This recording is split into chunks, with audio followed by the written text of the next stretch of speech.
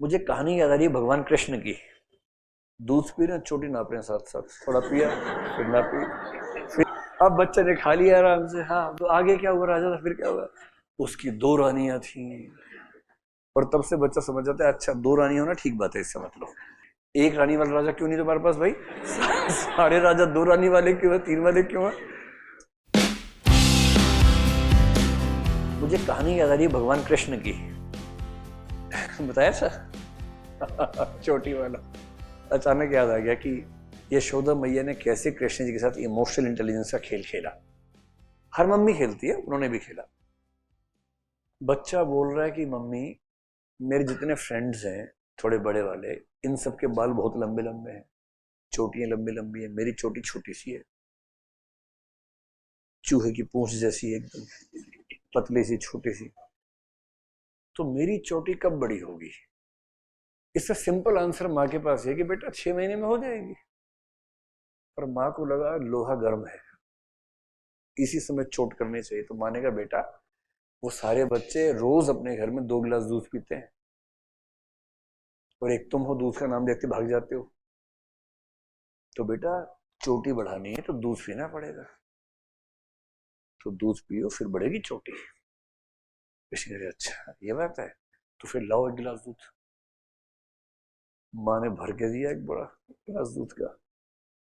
अब कृष्ण जी कितने कमाल के बच्चे हैं, दूध पी रहे हैं चोटी नाप रहे हैं, साथ साथ थोड़ा पिया फिर ना पी, फिर पिया फिर ना पी। अब बच्चा तो बच्चा, उसे क्या पता कि टाइम लगता। और 2-3 बार जब दूध पी लिया चोटी नहीं बढ़ी, तो माँ से शिकायत कर रहे हैं, मैया कब हूं बढ़ेगी चोटी? माँ चोटी कब बढ़ेगी? कितनी बार मोही दूध पियत भाई यह अजहू है छोटी, कितनी बार दूध पी लिया ही अब तक छोटी की छोटी है, कब बड़ी होगी? फिर माँ ने ज्ञान दिया, वो मैंने बेटा 3 महीने लगते हैं, रोज दूध पियो 2 बार, फिर बढ़ेगी।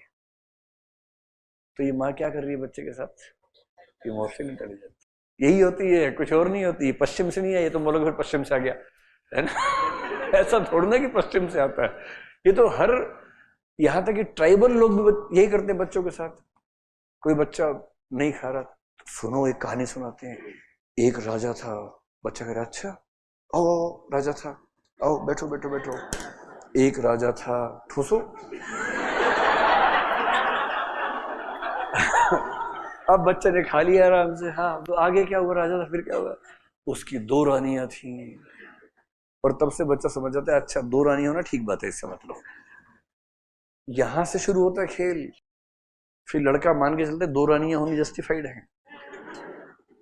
सारी कहानियां, एक राजा था उसकी 3 रानियां थी। अरे एक रानी वाला राजा क्यों नहीं तुम्हारे पास भाई? सारे राजा 2 रानी वाले क्यों है, 3 वाले क्यों है? तो जब आप लोग कहानी सुनाएंगे ऐसे 10 साल बाद बोलना एक रानी थी उसके 3 राजा थे। रिवर्स डिस्क्रिमिनेशन है ना। सबसे अच्छा एक राजा था एक रानी थी, हाँ, दोनों मर गए, खत्म कहानी।